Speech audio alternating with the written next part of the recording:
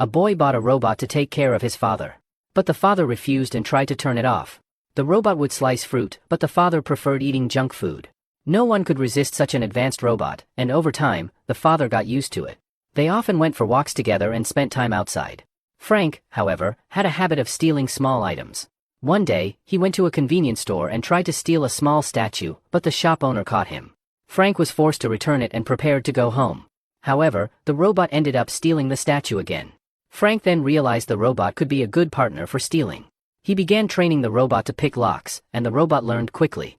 One day, Frank attended a party. A wealthy man there knew Frank had dementia and mocked him in front of many people. Frank became furious and targeted the necklace belonging to the rich man's wife, planning to steal it. The robot said it was illegal, but Frank insisted on doing it anyway. Before the plan could proceed, his daughter came to visit. She was strongly against the robot and turned it off.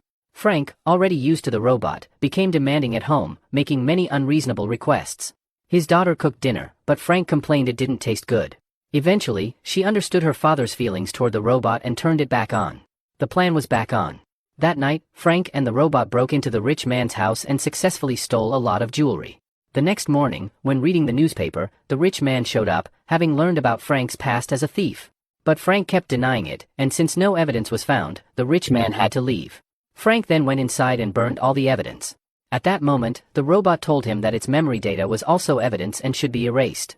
Frank didn't take it seriously. The next day, the rich man returned with the police to search the house again but still found nothing. Suddenly, the rich man spotted the robot and hit it to try to take its memory card. The robot pretended to activate a self-destruct program and began a countdown. Everyone panicked and ran out of the house. But when the countdown ended, the robot didn't explode. At that moment, Frank picked up the robot at the back door and drove away with it. In the car, the robot asked why Frank hadn't erased its memory. Frank replied, "Because all our memories are in that data." Now the question is, what would you do if you had this robot?